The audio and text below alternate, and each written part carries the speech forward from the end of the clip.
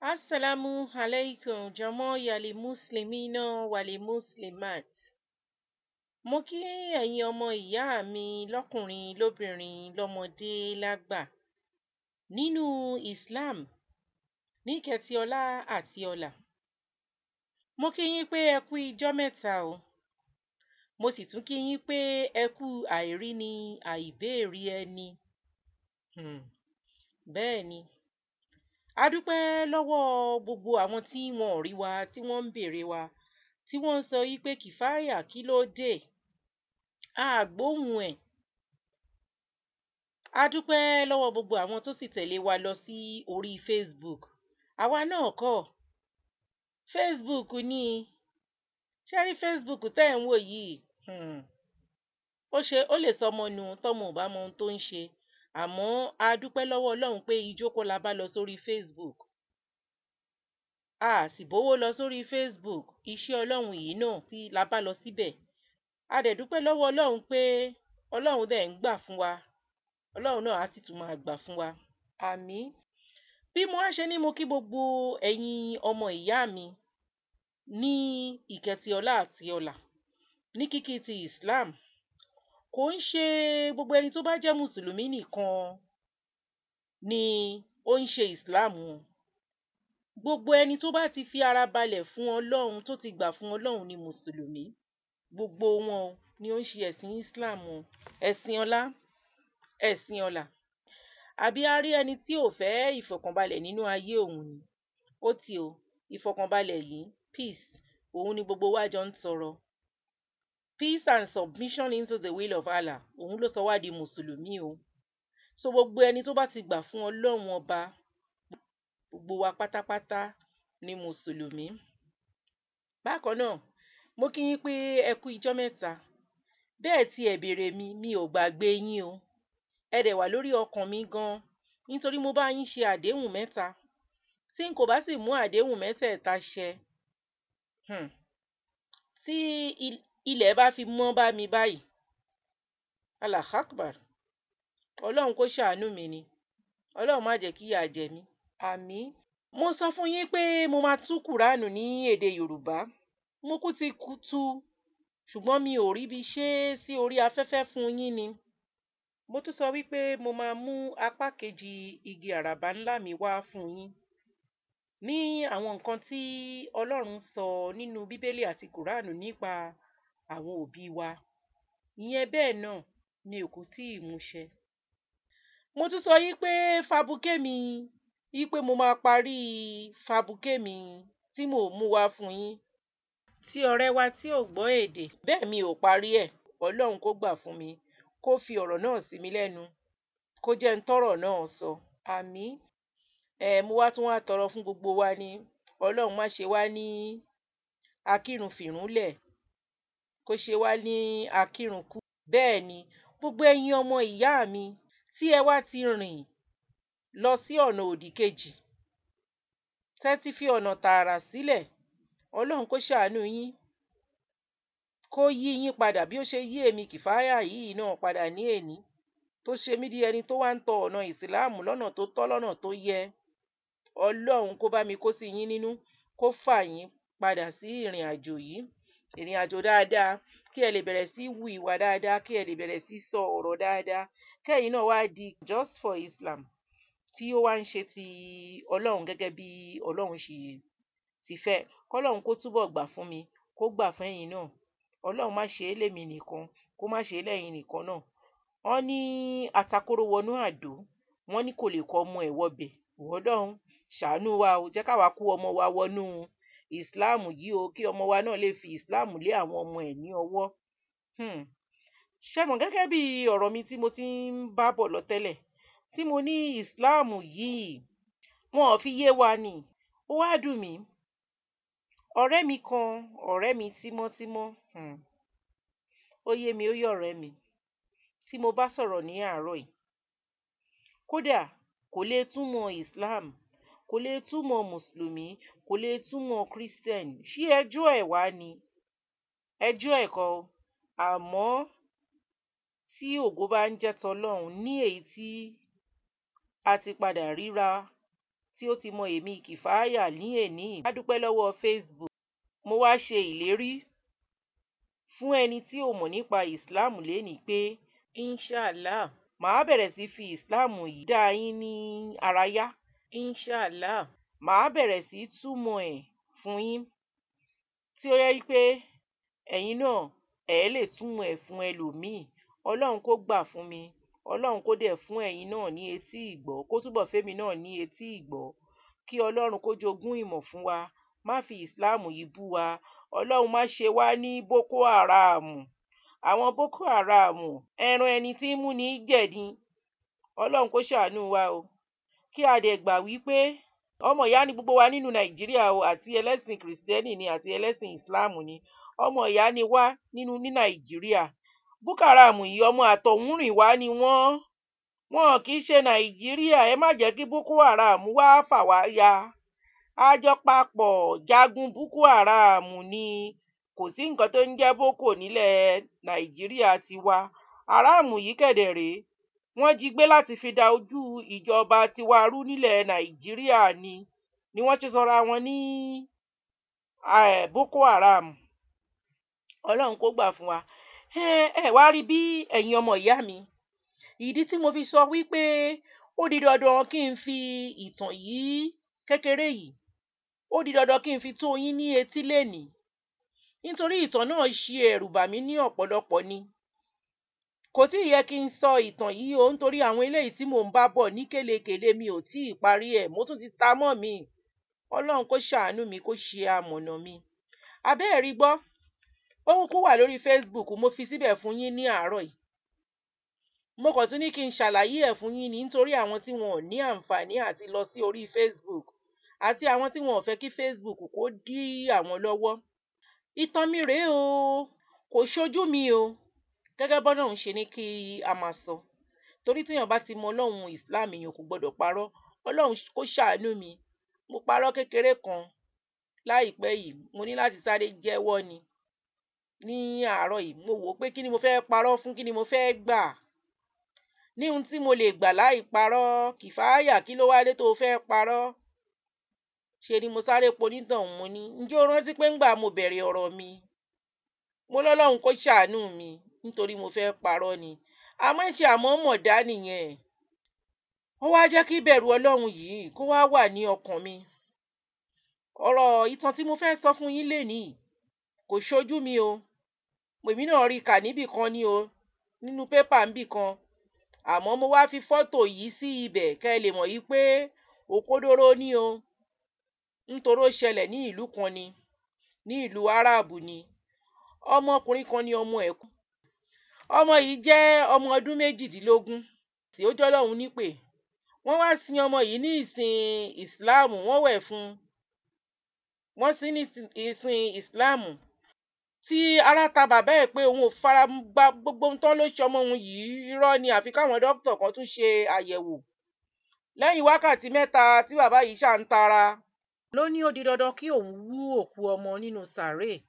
Bó ṣe di pé ó tún lọ wú òkú ọmọ nìyẹn o. Àmọ́ n tó bá nínú sàréè, subhanallah, ó jẹ́ kàyéfì fún, tí òun gangan kò tún lè ṣe àyẹ̀wò kankan mọ́ rárá. Ọmọ tí wọ́n sin ní wákàtí 3, ọmọ náà ó ti di arúgbó nínú sàréè. Àwọ̀ ẹ̀ ti jóná. Ẹ̀jẹ̀ ń dà ní ojú ẹ̀. Gbogbo ara ẹ̀ ti di gbágun. Tán ti lù ú síbí lù ú sọ́hùn. Gbogbo egungun ẹ̀ ló ti kán. Egungun ọwọ́, egungun ẹsẹ̀, gbogbo ẹ̀ ti kán. Wọ́n ti fún gbogbo ẹ̀ pọ̀ mọ́ra wọn. Kàyéfì ńlá ló jẹ́ fún gbogbo àwọn tí ẹbí àti ará tí ó rí òkú yìí. Pé níbo ni òkú táwọn sin ti wá ní ẹ̀jẹ̀ ní ara. Wọ́n ṣe ìwádìí lọ́wọ́ àwọn afinimọ̀nà nínú ẹ̀sìn Islam. Wọ́n wá ń fi yé wọn yí pé dájúdájú ìjìyà ni èyí jẹ́, ìjìyà sàréè. Wọ́n wá tún wá fi jẹ́ kó wá yé wa ní òkodoro wípé lẹ́yìn tí a bá kú tán, Ọlọ́run á wá dá ẹ̀mí padà fún wa nínú sàréè yẹn. Àwọn áńgẹ́lì Ọlọ́run, Múnkà àti Náíkì, wọ́n wá bá wa wọ́n wá béèrè ọ̀rọ̀ lọ́wọ́ wa pé ta ni ọlọ́run ẹ̀? Ìwọ tó bá dáhùn pé Allah ni ọlọ́run ẹ̀, yẹn ni ọlọ́run ọba ọ̀kan ṣoṣo. Wọ́n á tún béèrè pé ẹ̀sìn wo lo sìn nílé ayé? Ìwọ tí o bá mọ̀ wá ní Islam ni o ṣe, tó bá jẹ́ ẹni tó ṣe Islam. Wọ́n á tún béèrè wípé ta ni a gbé rán ní iṣẹ́ yìí sí ẹ̀? Wọ́n náà tún wá sọ wípé àwọn òjíṣẹ́ Olúwa ni. Àwọn òjíṣẹ́ Olúwa yìí kò ń ṣe òjíṣẹ́ kan o, àmọ́ òjíṣẹ́ ìgbẹ̀yìn ni Muhammad sallallahu alayhi wa sallam. Wọ́n wá béèrè lọ́wọ́ ẹ̀ wípé ǹjẹ́ ó tiẹ̀ gba ìwé kankan gbọ́? Wàá wá sọ fún wọn pé ìwọ gba àlùkùránì gbọ́ àti gbogbo àwọn ìwé Ọlọ́run tí ó fi ránṣẹ́ kí àlùkùránì kó tó dé. Dájúdájú wọ́n á ṣílẹ̀kùn àlùjànnà fún ọ, wàá sì wọ inú ilé, ìgbádùn dé bẹ́ẹ̀, gbogbo sàárè èèyàn á fẹ̀, ojú èèyàn á là, títí tí a fi máa dúró de gbogbo òkú tó kù. Ẹni tó ti kú ni, ẹni tí wọ́n ti bí ni, ẹni tí wọn ò tíì bí ni, gbogbo òkú tó ń bẹ̀ lẹ́yìn. Èyí ni ọjọ́ ìgbéǹde àlìkìyámọ̀, tí ọjọ́ tá a máa fi jọ jí. Àmọ́ tí a bá wá rí àwọn tó wá jẹ́ káfèrí tí wọ́n béèrè ní ọwọ́ wọn, tó jẹ́ mọ̀kànmọ̀kàn ni wọ́n ń dáhùn, àbí tó jẹ́ ọmọ ènìyàn ni wọ́n ń pè ní Ọlọ́run, àbí ẹni tí a bí nínú ọmọ ènìyàn ni wọ́n ń pè ní Ọlọ́run, àbí kéèyàn tiẹ̀ wá tilẹ̀ sọ wípé òun ò mọ Ọlọ́run, àbí òun ò mẹni tọ́lọ́run rán sóhun. Wọ́n wá mú onítọ̀hún sínú pósí, wọ́n wá sọ pósí ẹ̀, wọ́n á sọ ọ́ sí Jahannam. Ìyà bẹ̀rẹ̀ nìyẹn o, iná bẹ̀rẹ̀ nínú Jahannam. Ǹjẹ́ tí rídìí tí mùsùlùmí ò ṣe kí ń wà nínú pósí? Ìdí nìyẹn nítorí àwọn ò múra Jahannam. Ìmúra àlìjánà ni à ń mú, a ní ìpín nínú Jahannam. Ẹni tí wọ́n kúkú ti wá gbé sínú pósí sílẹ̀, nígbà tí wọ́n bá jí i, níbo ni wọ́n fẹ́ taari rẹ̀ sí? Ó ti wà nínú pósí, ó ti júwe ilé ibi tí òun ń lọ fúnra ara rẹ̀ ló júwe rẹ̀. Bí àṣà òwe Yorùbá ni wọ́n á ní bí ẹdìyẹ tó tu sísàsùn, ó ń júwe sàárè rẹ̀ ni. Ẹ ṣàánú mi o tí mi ò bá sọ ọ́ dáadáa, ẹ ṣàánú mi, kẹ́ dáríjì mi, torí pé ọmọ yín ni mí. Bàbá ọmọ náà sì wá ṣe ìjẹ́rìí wípé àwọn tilẹ̀ ti bà ọmọ náà jẹ́ púpọ̀ jù. Ọmọ náà kò kírun rí, kò ṣẹ̀sìn, ọmọ náà kò tiẹ̀ kí ń ṣe ọmọ dáadáa rárá. Ẹ̀rù Ọlọ́run ó ba gbogbo ẹni tó rí òkú ọmọ náà o. Tí a kò bá mọ̀ wípé ẹni tó bá ṣeré, wọ́n á júwe ibi tí ó ń lọ fún un. Ẹni tí ò bá sì ṣe dáadáa, láti òkè ni wọ́n á ti gbọ́ ohùn náà tí ó júwe ibi tí oníkálukú ń lọ fún wọn. Ànábì wa tún wá jẹ́ kó fi yé wa wípé kò sí ìjìyà kan tó tó ìjìyà sàárè. Ọlọ́run kó ṣọ́ wa ń bẹ̀ o. Ṣé ńgbà tí a bá wá gbọ́ irú eléyìí tí Ọlọ́run ti wá ṣe òkodoro yìí fún wa, kí la wá tún ń wá kiri? Kí la wá ń wá kiri tí à ń gbé Kùránì wa mọ́ra, ká gbé Báíbù wa mọ́ra, ká bẹ̀rẹ̀ sí wo èwo nìyàtọ̀ nínú méjèèjì? Kí lọ́lọ́run wí nínú Kùránì? Kí lọ́lọ́run wí nínú Báíbù? Ó di dandan fún wa o kí a ṣe àwọn ìwádìí yìí, kí a mọ̀ fúnra wa, ká má di adọ́run mọ òótọ́, kó má dìgbà tí wọ́n lù wá tí gbogbo ara rí gbọ̀ngàn. Ẹ wo ìjìyà yìí, ó ti bẹ̀rẹ̀ láti ilé ayé lọ kí a tó ṣẹ̀ṣẹ̀ wọnú sàárè. Ẹ rí ẹlòmíì, ó sùn báyìí ni màláíkà rọra wá yọrú ẹ̀, ó jí sálìkìámọ̀ ni. Ẹlòmíì àárẹ̀ kékeré, àárẹ̀ ọjọ́ méjì òun ló ṣe, wọ́n rọra bá fà á yọ díẹ̀ bí ìgbà tí a yọ òwú nínú èlùbọ́ ni. Àmọ́ tí ẹ bá rí àwọn ẹlòmíì, wọ́n á jìyà yìí, wọ́n á náwó wọn ò ní gbádùn. Èyí tó wá dùn mí jù ni wípé gbogbo bẹ́ẹ̀ ṣe ń sáré kiri tí màmá ti jókòó sílé, tí bàbá ti jókòó sílé tí wọn ò lè dìde yìí, wọ́n rí yín, wọ́n máa wá tọrọ kú fúnra wọn, ikú ò wá ní dé. Ọlọ́run ṣàánú wa o, kí a tó di ìgbà tí ọmọ máa gbé wa nùdí fún wa. Ọlọ́run tètè mú wa lọ o, má jẹ́ ká jókòó lé o, ká dùbúlẹ̀ àìsàn fọ́mọ. Ọlọ́run má ṣe tiwa bẹ́ẹ̀ o. Ọlọ́run má jẹ́ a dùbúlẹ̀ àìsàn fún ará, má jẹ́ ká dùbúlẹ̀ àìsàn fún ẹbí. Kó fi Islam yìí kó fi kẹ́ wa o. Tiwa dọ̀wọ́ ẹ o, àní ẹlòmíì. Wọ́n fi ìyà sàárè jẹ wá o. Wọ́n ní tí èèyàn bá wá jẹ́ ẹlẹ́ṣẹ̀, wọ́n ò na ẹlẹ́ṣẹ̀ níbi tí wọ́n bá ti ń ṣe ìbéèrè ní ọwọ́ ẹ̀, fìyà jẹ Ọlọ́run má fìyà jẹ wá o, má fìyà sàréè jẹ wá o. Ìyẹn ni àwọn àdúrà oríṣiríṣi tí a máa ń ṣe wípé kọ́lọ́run kó jọ̀ọ́ kó ṣọ́ wa nínú ìjọyà sàréè. Nítorí pé sàréè yìí gangan ni ìbẹ̀rẹ̀ ọjọ́ ìgbéǹde tá à ń wí. Ọlọ́run kó ṣọ́ wa níbẹ̀. Òun ni a ṣe máa ń sọ láhùmọ̀ ìní awúzubíkà mínàlì kúfùrì wàlífàkiri wàmínà sábìlì kábùrì ìlà àǹtà. Aláhùmọ̀ ìní awúzubíkà mínàlì kúfùrì wàlífàkiri wàmínà sábìlì kábùrì ìlà àǹtà. Aláhùmọ̀ ìní awúzubíkà mínàlì kúfùrì wàlífàkiri wàmínà sábìlì kábùrì ìlà àǹtà. Allahumma afini fi badani, Allahumma afini fi sami, Allahumma afini fi basari, la ilaha illa anta, Allahumma inni a'udhu bika minal kufri wal fakri wa a'udhu bika minal asabil qabri, la ilaha illa anta.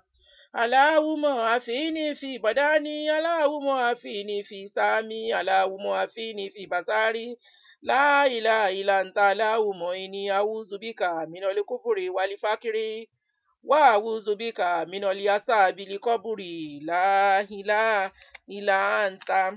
Àdúrà yìí ó dáa láti máa ṣe ní ẹ̀ẹ̀mẹ́ta ní àárọ̀ kùtùkùtù.